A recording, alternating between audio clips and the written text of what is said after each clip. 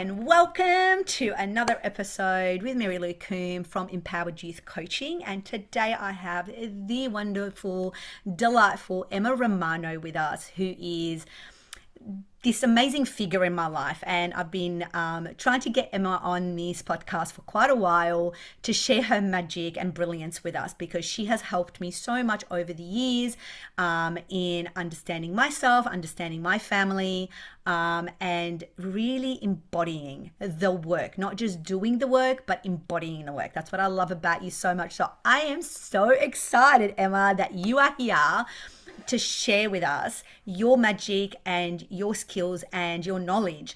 Emma is an amazing practitioner who and therapist who focuses on trauma and family dynamics, relationships. She's a best-selling author, and we'll talk about her book a little bit in this podcast as well.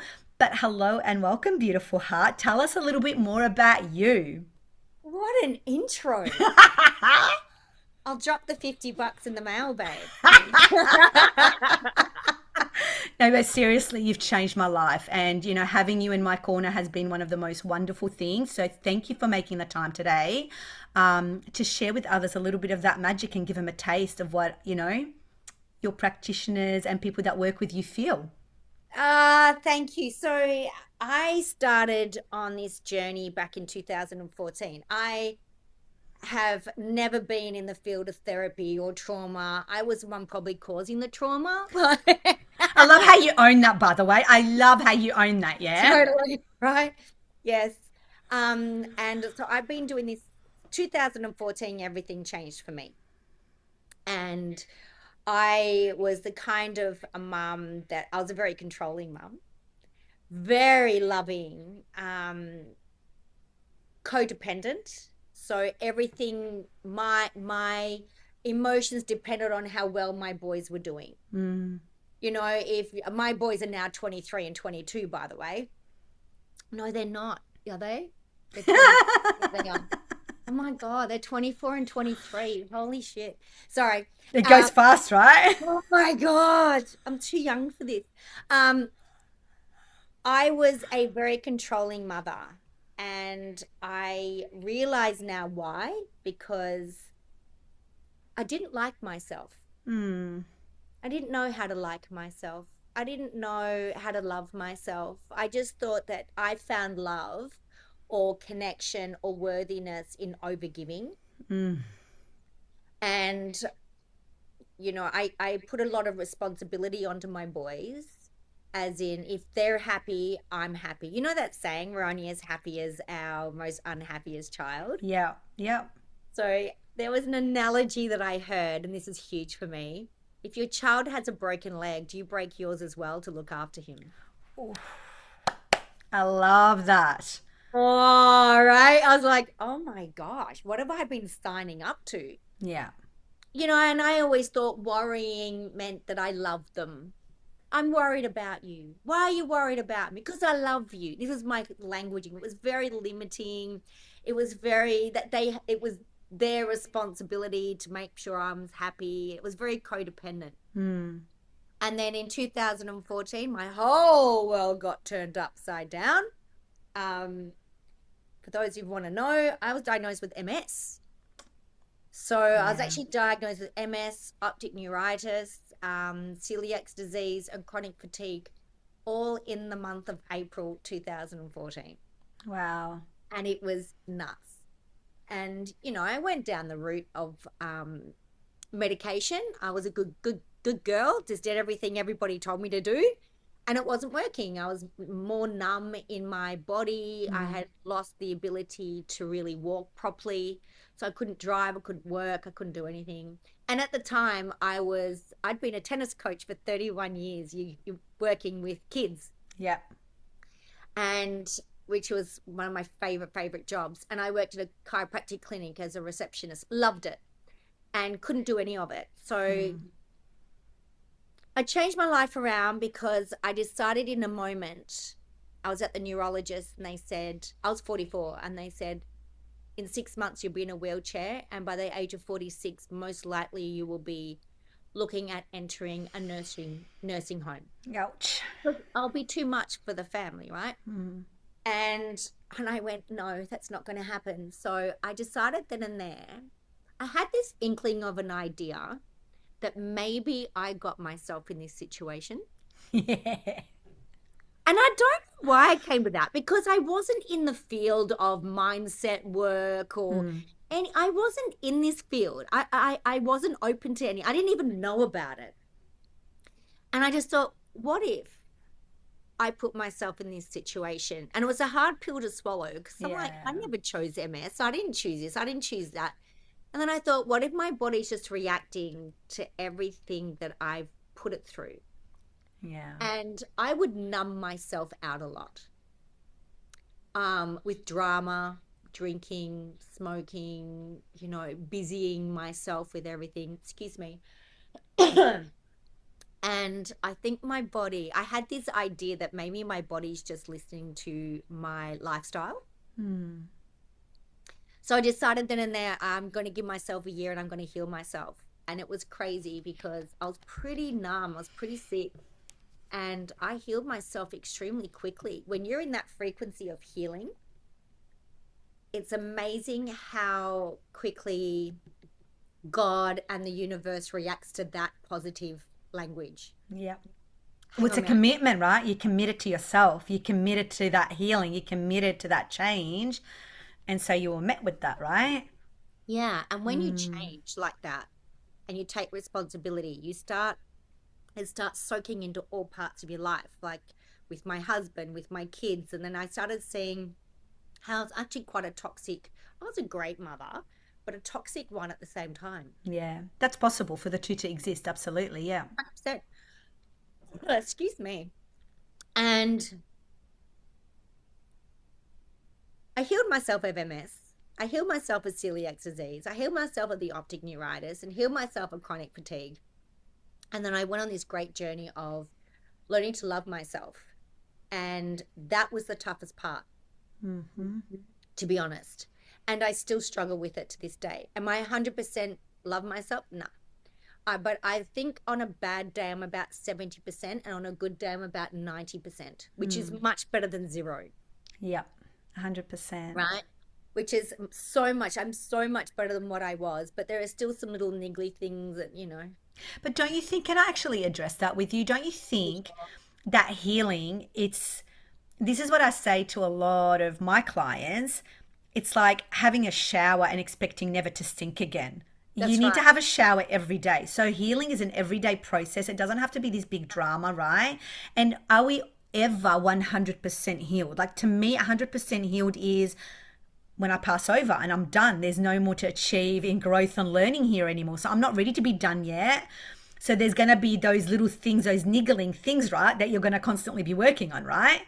Well, I look at God. Even God has problems, I love that. right? Even God has problems. So if God's allowed to have problems, I'm allowed to have problems. Exactly, right? Exactly. And we just work through them. So I love where you've come from to where you are now. If a mother is listening to this right now, because one of my favorite programs for you always has been, always will be, I think, is your original family freedom protocol. And I think that was born from this, and especially with your children. So if a mother is listening to this going, oh, but that's just her, I can't do this, what advice would you have for her? It's about taking responsibility of your decisions. Because the minute we throw out that I can't do it, you're right. But if you sit there and go, what if I learned how to do it? What if I was just open 10 minutes a day to looking at something differently? Hmm. Because really what it is, I partner it up, it's like learning a different language. Yeah. But we know what we're like. I mean, to all you women out there, how many of us has, got up in the morning, looked in the mirror and gone, oh shit. Like, oh crap. Like I look old, I've got wrinkles. Oh, look at the fat. Oh, look at the cellulite. You know, that's not very nice to ourselves. Nope. What if you can stand in the mirror, same wrinkles, same fat, same cellulite, but just go, hey baby, how you doing? What if nothing had to change except for our attitude towards it, just of how we filter it, how we see it? Just for 10 minutes a day, 10 seconds a day has got to be better than no seconds a day. Yeah. And it's like learning a language. If I start learning Japanese now, 10 minutes a day, I might learn one or two words, but I'm not going to really invest in it. I feel the biggest problem is not about learning, but about scared that when we learn it, we have to change. Hmm. Because when we step into something different, there's a part of us that has been playing that old character that has to actually die off. Yeah. They can't hang out anymore. So we've got that for mums out there. I mean, I was a very controlling mum. Yeah. And I thought that meant that I love my children. That's how you do it, isn't it? You control them. And when I stopped controlling my boys, they were 12 and 13. And this is, I always call it pre-awesome Emma and after awesome Emma, right? I love that. Before I knew. When I figured out that I'm very controlling on my boys, what I was telling my boys was, I don't trust you and you don't have the goods to do anything except for what I tell you to do. Right? Yep. So the minute I said to them, I'm going to stop doing this micromanaging, this controlling, Jack was 13 and he literally fell apart, as in cried and cried and cried and cried because his nervous system just settled. Hmm. Because he always thought he was never enough for me. He always Hmm. was. I wasn't enough for me. But there was a part of me, it had to die. Yeah. There was a part of my ego that had to leave. And that's the controlling part. That's the part that everything will fall apart if I don't control it. It's not true. Yeah. Everything falls together when you stop controlling it. 100%. I think that's one of my biggest lessons with you 4 5 years ago. Is one of the things you said is, in order for me to be okay, you have to perform a certain way. And that just really hit home that my kids had to behave a certain way in order for me to feel okay. And that was not okay. No. And I let go of a lot of that stuff. And I really resonate with the control thing, like because if I controlled everything, then I felt safe because I was in control. But it's an illusion because no one's really ever in control, right? Yeah. And then I went into learning lots about trauma Mm. and I started getting a lot of trauma cases. So when I first started working, I was getting people with MS. And then I started seeing kids, a lot of kids. And I found that kids will create problems. Yes. Kids under the age of 16 will create a problem like ADHD, cutting, OCD, anxiety, depression, tics, things like that, Mm. to distract the parents from the parents' pain. Yeah, because the parents focused on them. Yeah. So I'll tell you the story, right? This Yeah. blew my mind. So it was like 2017. I hadn't been in the business long, and I'm not trained at a university or Mm. anything. This is all about life experience and about channeling information from higher self and things like that. And I created this amazing business. And for some reason, I had all these kids around the age of 7 to 10 with Tourette's. I Mm. didn't know what to do with a kid with Tourette's. I'm like, what? So I've got these beautiful little boys, 10. It's in my rooms, in this room that you're all looking at. And he's with mum. And I'd seen him twice before. This is his third session. And I really did not know what to do with his kid. And I said to him, do you want mummy in the room? He goes, I want mummy out of the room. So mummy went down the hallway. She can hear everything, but out of sight for the little boy, right? And for some reason, I'm asking him questions. And for some reason, I said, tell me about mummy and daddy. Oh, he gets his two fingers out and goes, oh, mummy and daddy fight. But when I Mm. have my tics, they stop and they come together. Oh And my I gosh, looked at him goosebumps. Yeah. and I went, there is nothing wrong with you. I said, you clever, clever little boy. I said, you clever, clever. Okay, get out of here. Not you, it's your mum. Come here. Right, so I've got the mum. I went, I want to start seeing you and your husband. And she said, okay. And I said, and he won't have to have a tick if we sort you two out. Then I Yeah. rang up the other parents, right? Now, one of the little girls, she was with a single mum. So I'm like, well, what can it be there? She hasn't got parents fighting or anything. So I get on the phone, little girl. I think she was about 7 or 8. And I said, does mummy love herself? No. I went, tell me about it. How do you know mummy doesn't love herself? Oh, when she puts clothes on, she's always saying that she's fat and ugly. If she burns, the dinner, she says she's stupid and useless. I went, okay, I don't need to see you anymore. I need to see your mother. And that's when I figured out Yeah. in the front trenches in real time, the kids don't have a problem. They're creating a problem to distract the parents from their own pain and shame because Yeah. they're not safe. If your parents in pain and shame, they're not safe to be around. So they would create a problem to distract them from their own pain and shame. Soon as I got the parents in and started working with the parents, I never saw the kids again. I didn't have to. That's when I developed Freedom Protocol. Yeah.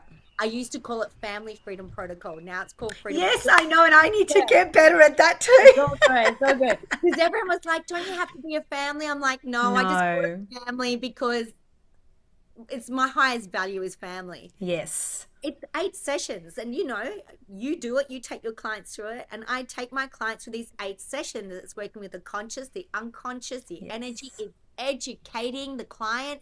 It's no secrets. This is why you're doing what you're doing. Yeah. It's It's not your so empowering. It's so empowering. oh, And passing on this knowledge and making parents aware, making children aware of it, mhm. is super, super empowering. And, it's really funny that you bring that up because I know for me, for a long time, I was like, I want to work with kids, but then I know it's the parents that actually need the help. But But we need to work then with both. exactly, exactly. And there's enough for that for everybody, right? Because kids still need that Exactly. space being held for them. But I can't agree with you more. And so this message is for the parents out there, and especially the mothers that are listening of, if you say, I can't do this or this is not for me, get curious. And like Emma said, go inward, start asking yourself just 10 minutes a day of using a different language. Yeah. And, how can you do this? How can you do this work? And it is, you know what? Like for me, it was a massive commitment, but not doing it had bigger consequences than the change that I had to go through. Well, That's for what sure. is committed? I'm either going to be committed to pain and Exactly. shame, or I'm going to be committed to joy and gain. But it's always a commitment, Yep. because if people will go, oh no, next year. I said, oh, so you're committed to being in pain for another year. That's interesting. That's a good way to look at it. Hey? And they're like, oh, I didn't think of that. But one of the questions, this is when people say to me, what do I need it? I don't know if I need it. I say, I'm going to ask one question. This was said to me. Mm. This is what made me go, oh my goodness. So not only did I do a lot of work on myself, my husband did, we did as a couple. We're always working on ourselves, Anthony and I. He's amazing. And even your children, I must say to everyone, like Yeah, your boys my do boys, this as well. Yeah, my yeah. boys. We're a family of 4 in this household, and we're always doing personal growth. Like it's an everyday thing. It's Yeah. part of our makeup. It's a part of our languaging. It's fantastic. Yeah. Um, Someone said to me, they said, what's your relationship like with Anthony? And I went, yeah, it's great. And I was 45, 46. And they said, at 46, would you like Jack to have the relationship you've got with Anthony? And I went, no. And they Oh. said, would you like Jack to have the relationship with himself that you've got with yourself today? No. I said, well, Wow. kids don't do what we say, they do what we do. 100%. And that's enough. That's when I was like, whoa. Yeah. I want to be that. I think authenticity is huge. We cannot look. One of the biggest mistakes that I made for my son, Ben, which is to sound so crazy, but listen to this, right? Mm. I would say to him, and everyone would say, you're so much like your mom. You're so much like, he was 4 or 5 at this stage. Mm. You're so much like your mom. And I was a tennis coach. So I would wear these little tennis skirts. I was in front of the mirror and I'd be like, ugh, my legs. I hate my legs. And he'd be like, Mummy, you got beautiful legs. I go, ugh. And he'd be like, Am I like you, Mummy? You're just like me, darling. Oh, I feel that.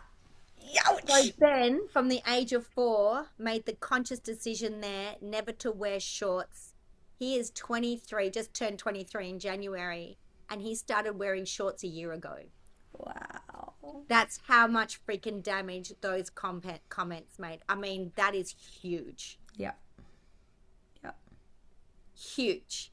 We have to be mindful of the messages we're giving to our kids about ourselves because our kids are 50% of us, right? Yeah. So if we don't love us, we're saying to our child, Don't love you. I don't love 50% of you. Yeah. So the job is an inside job first. And this is the problem. This is the pandemic. Everybody's focusing on the kids. The kids are the way they are because of the parents. Focus on yourself first. Don't focus on your partner. Don't focus on anyone else. Focus on yourself first. Fall in love with yourself first. Warts and bloody all. I love that so much. And I think through, my journey with you, the last 5, 6 years in particular, like I really came to the conclusion of we're all going to screw our kids up somehow anyway, but our Yep. biggest job as parents is to heal ourselves. And when we can heal ourselves and look at our own crap, I know for me, every time I've done that work, boom, my kids just, their problems disappear every Yeah. single time. Every single time. Every time. Every Yeah. single time. It's Yeah. amazing. Just work on yourself because the greatest gift we can give our children is the gift of change and not be scared of it. Yeah. It's a gift of radical responsibility. And what I mean by radical responsibility isn't we're not taking on responsibility of the world, right? We're not responsible for what somebody has done to us or said to us. We're not responsible about that. But I'm very, very responsible and very serious about whether I'm in agreement with it or not. Yeah. Because someone can come up to me and say, You're bloody useless. And if I go, oh no, I've just gone, Yes, you're right, I am. You've agreed. Yeah. I've agreed to them. Uh-uh. No way. It's I, more like, thank you for your opinion. yeah, yeah. Or, do what I do and just tell them to F off. I love that. I love that. I feel like we can have multiple of these episodes and we can talk for a very long time. You are just a ball of goodness and so much wisdom to offer. And what I love, I think about you the most, Emma, is that you do have so much training behind you since that I as do. well. Like you've got so much beautiful training behind you. But I think what I love about you the most is the embodiment of the work and that lived experience of the work. And I think that's something that I sing to people about embodiment.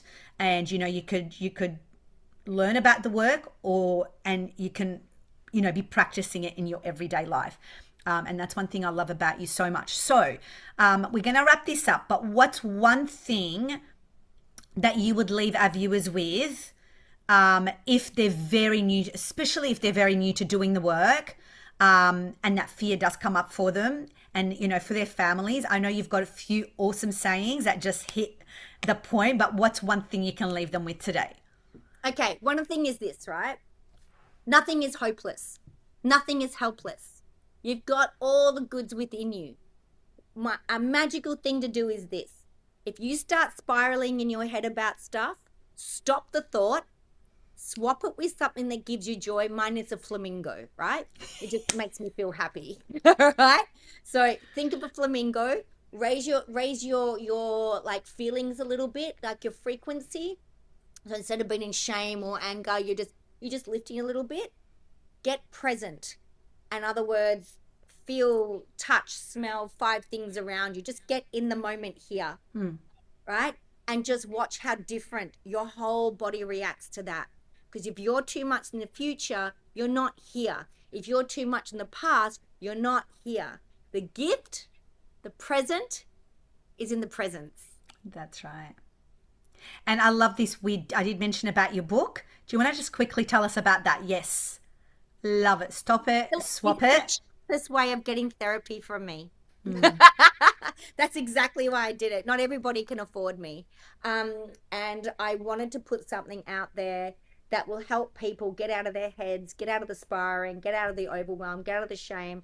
And this is brilliant. So there's even processes in here that you can do, workbook things that you can do that will get you a massive, massive shift.